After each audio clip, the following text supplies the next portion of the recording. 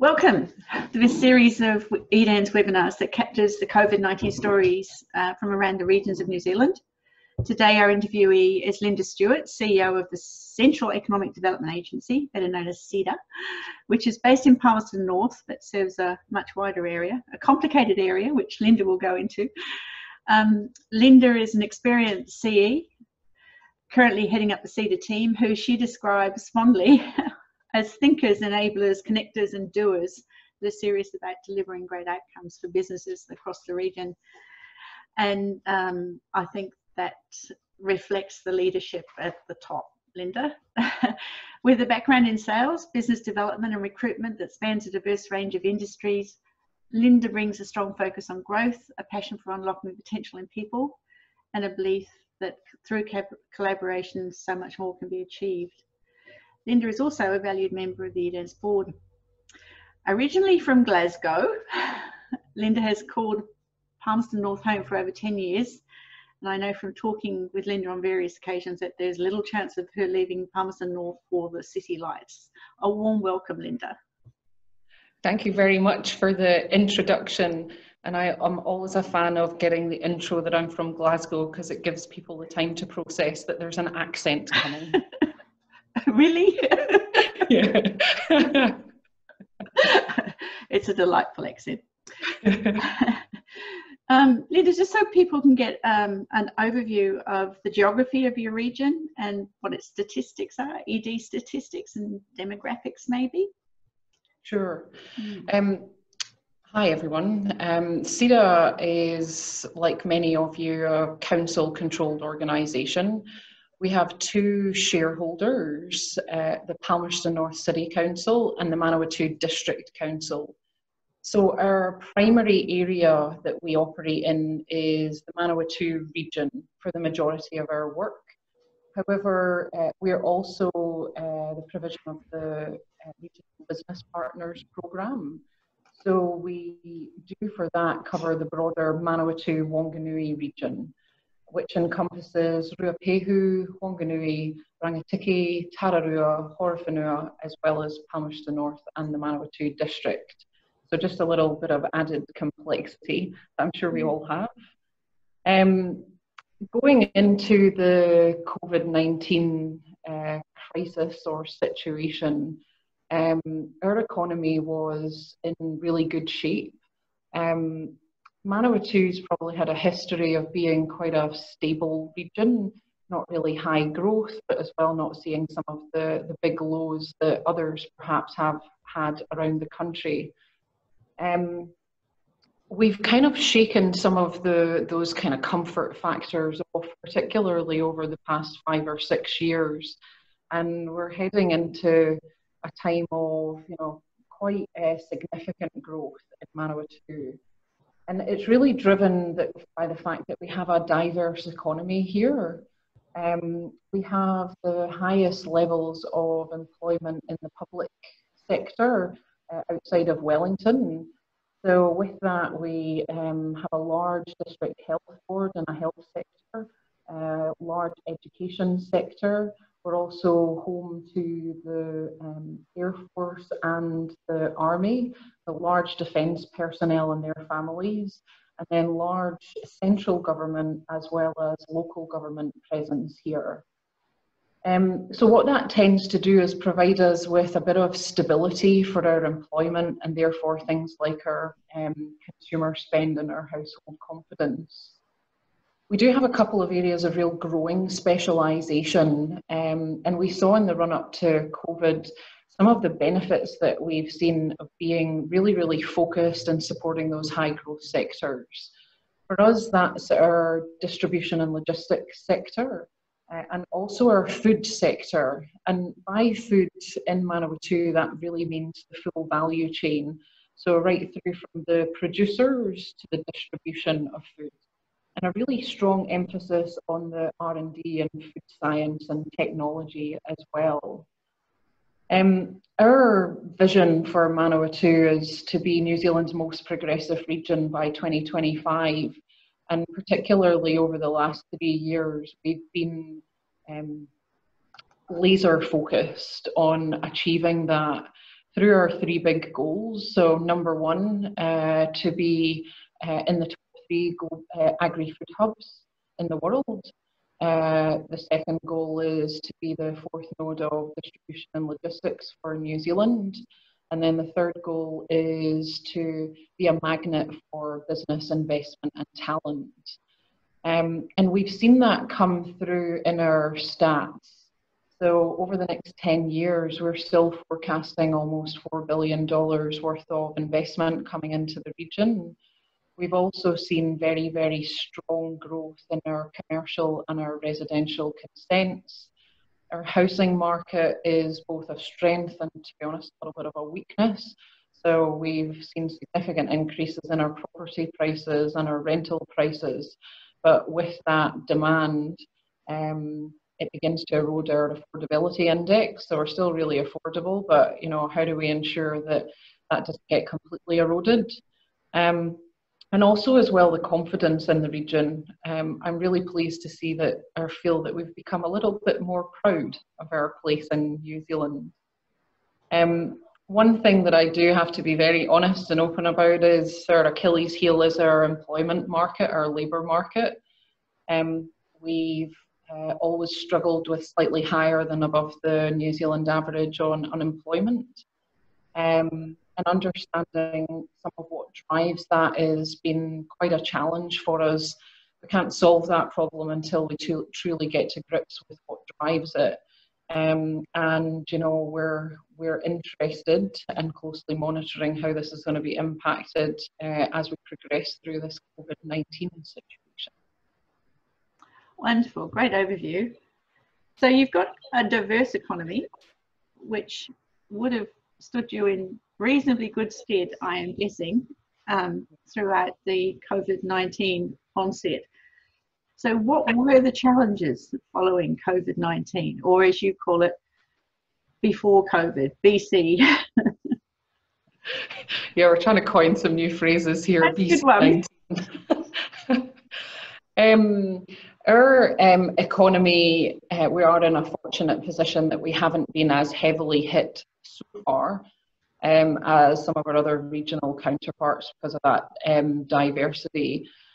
But we have seen some really significant hits to our accommodation sector, our events and conference sectors, hospitality, retail, and also as well, we've got a lot of professional services companies, both small and medium in size, that have seen a hit as other businesses pare back their requirements for certain support services.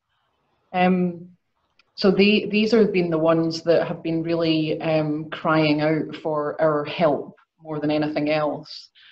We've been really closely monitoring our reliance on imports and exports.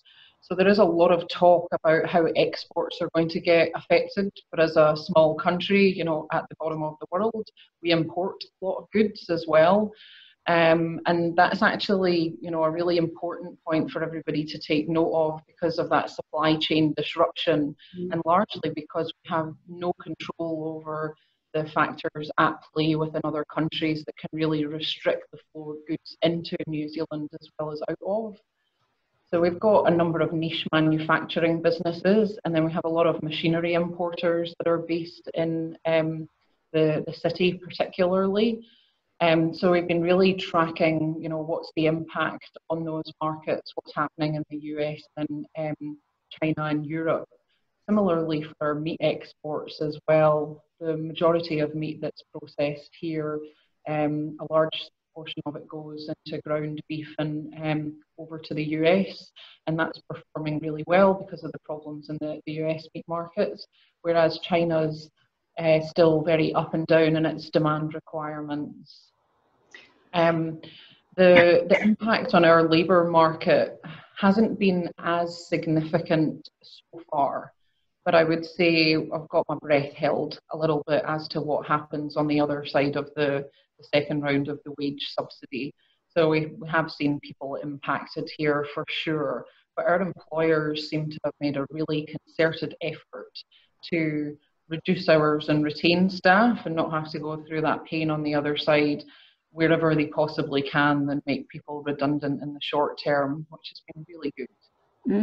Yes, and that's something I haven't heard so far in interviewing the various regions. And as I was saying before we started the interview, that every region has a different story to tell. So and there's something new come out of every region. That is something new that I haven't heard. Did you feel two things? Did you feel post COVID-19 that you had the architecture in place in order to be able to corral this beast and make sense of it and understand it, and also the real-time intelligence to monitor it post-March? Was the architecture there for you in terms of the collaboration with other key organisations in the region, or is it something you had to go and forge anew? I would say this has been probably one of the biggest positives of this whole situation for us as a region, in it almost felt on, that everybody had put down their egos, agendas, their own drivers, because we had, one sole focus, and that was that we were here to support our community. And it was more a case of ensuring that we, or for want of a better term, herding cats, for being sure that we weren't duplicating or overlapping any of the great ideas and the desire to respond and provide support. So there's a really strong coordination group right across the region, looking at who is best placed or who has the right expertise, regardless of the organisation that they sit in many respects. So who is best placed to do X, Y, or Z? And that collaboration and that clarity really, really helped us. I don't know whether we'll retain all of that as we, move through and move forwards. But even if we retain some of it, I think that our whole region will benefit from it in a way that's been quite unexpected in the face of the crisis, Susan. Did the same group that you were working with come together to review the strategy, the economic development strategy for the region, or was that a different governance group or alliance that looked at that? This is where the region gets a little touch complicated once again. CEDA worked really closely with the City Council and the District Council. So each of those have their own recovery plans, of which CEDA was part and parcel in leading the economic response to. So it was almost a bridge between the district and the city in that respect. Right. So there was very close work in shaping that and making sure that we had the relevant expertise from each of the councils and CEDA involved in the right projects and response. When we then kind of ripple that out to the wider Manawatu-Wanganui region, it was a little bit slower because obviously all of the different TLAs, so the different district councils, had their response activities underway. And it took us a little bit of time to, all of us working across those 7 districts, to come together and be in a position to share those plans and look for synergies. The good thing about that was there was a real will to do it, and we also had central government at that table, as well as MSD and business. So it was a really collaborative group, and that's still in place at the moment as we move more fully, towards the recovery process. So the recovery planning that you've done, where are you at in that journey? Is it completed? Are you still working through it, or? I have a little wry kind of smile somewhat, in that we, as a nation, we kind of talk about response and recovery, and I almost feel like there's a silent R in between that nobody really seems to want to say out loud. It's like the unspoken R, the recession.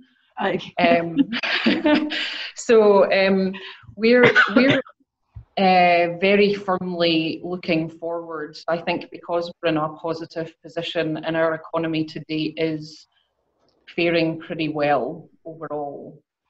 As I mentioned, we're kind of cautiously optimistic. We have our breaths held as to what might happen on the other side of the second wage subsidy. But our levels of investment and commitment to the large infrastructure and construction projects is still there from central government, local government, and the private sector. So they're still moving forward.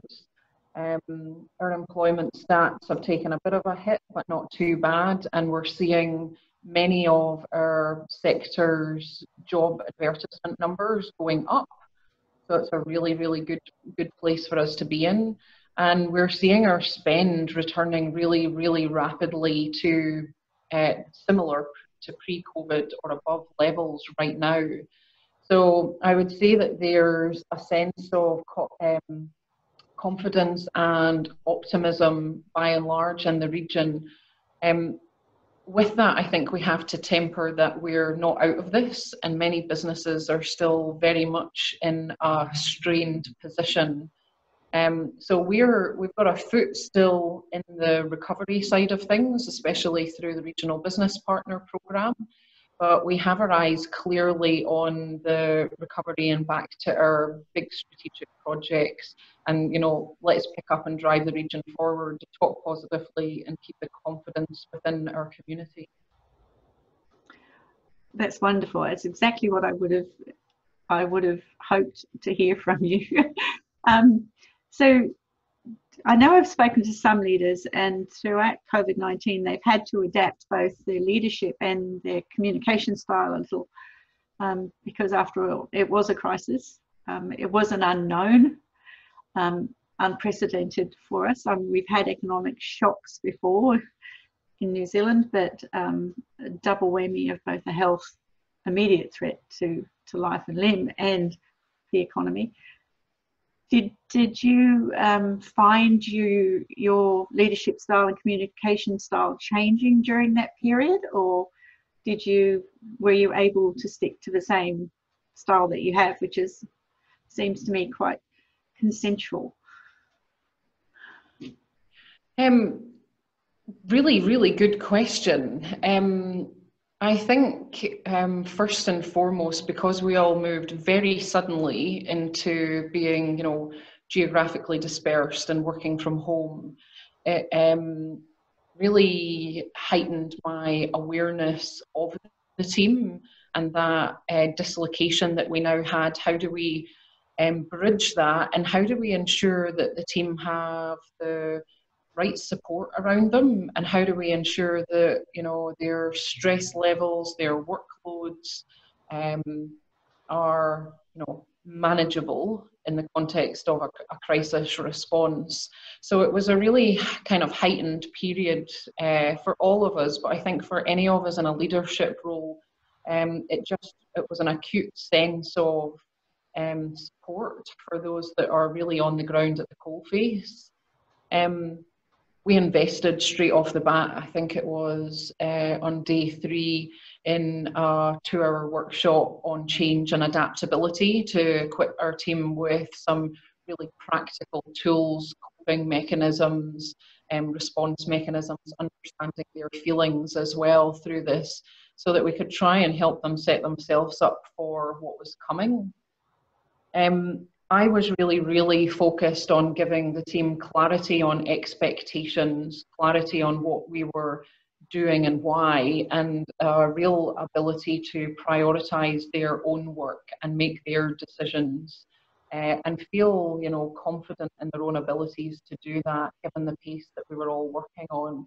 So it was really important to us to be clear internally in order to be clear and calm externally. I have a saying that, you know, you only employ people that are better than you, and you surround yourself with them, and that's exactly how I think about my team here. I had great people around me and in CEDA during this, and, you know, I asked them for help. I asked them for what they thought as well, and sought their guidance.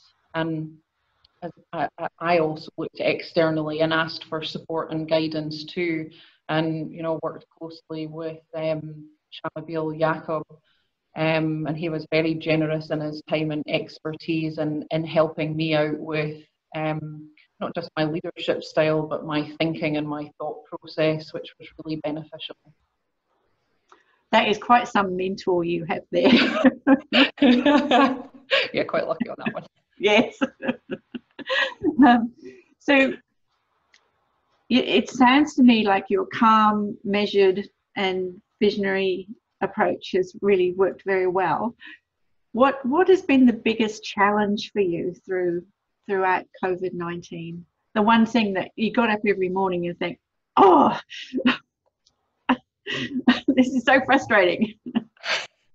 I'll be really, really honest in this. My biggest challenge, probably most days was thinking, getting cut through from all of the information, the different pieces of advice, the different opinions, the different perspectives, the news, the social media, everybody's questions. There was a real feeling of overload. And, for those that do know me, I'm pretty simple and straightforward in my thinking and my language. And sometimes I did wonder, have I got this right? Is this the right approach? And there was almost a sense of, need to be doing more or faster or bigger or better. And it was just really, really important to me to make sure that I took the time to cut through a lot of that white noise to give my team the clear direction that they really needed and benefited from. The other thing that I found the biggest challenge was around that responsiveness. We really adapted how we worked as an organisation, and we had to do that really quickly. We held, sprint meetings with our teams. We worked off real-time data, information, and feedback from our business team to help us change, sometimes on a daily basis, if not a weekly basis, how we were operating, the support we were providing. And that kind of pace and that sort of mental agility as well as organisational agility was a significant challenge. But it also brought some brilliant rewards for hopefully our community, but as well for the team in here. Mm. So do you think this is the learnings from this has prepared you for, heaven forbid, but another economic development shock in our lifetimes? If we don't all learn from this, then I think we should go home. Quite frankly, I know that it's really easy to get really busy and not review and reflect and consider. But New Zealand Inc., our businesses, EDAs, councils all need to do that. The learnings here are really, really rich. From how we work, whether it's our technology use and flexible working, through to how we think about program, project, service delivery, through to our own continuity planning, cash flow management, our viability of our businesses. There's a lot here to learn and to build on that will help us to be more resilient, to be more agile, but importantly for New Zealand, more productive. We've incurred quite a bit of debt in this process, and we have to use that wisely. And it should be to make our boats go faster. It should be to invest in our capability, tech use, not just to wade through and come out the side in a roughly similar position, slightly battered and bruised from where we were a few months ago, I hope. Thank you, Linda. I think I might leave it there, unless you have anything you wanted to add. I just have one thing that I'd love to add, and that's the sense of community that's been created outside of the region, between EDA practitioners, between region to region, local district to local district through this, and the willingness to share and to learn from each other. And this opportunity, Susan, that you've given us is a prime example of that, as is the role that EDNZ has played through the practitioner meetings, through the webinar sessions. There's been connections made that I think will last far beyond this crisis. And I think it just really speaks to the collaborative nature of what we do in our profession and our willingness to support each other and to learn. So I'd just like to say thank you to you and also to all of my fellow professionals out there in the economic development world who are all doing a great job, and keep up the great work. Yeah, like you, it is a very special community that full of people who just want the best for their communities. So it's a privilege to be working with them, privilege to be working with you. So there you have it, the 3 R's from Central North Island. Response, recession and recovery. R. Thank you, Linda, very much. Just a quick plug, if I may. Linda is going to be helping us host the Palmerston North Conference next year, which will happen in the first half of the year. So looking forward to that immensely, and to seeing you in person. We're looking forward to it immensely as well, to host you and all of our fellow ED professionals. Excellent. Thank you, Linda. Thank you very much, Susan. Bye.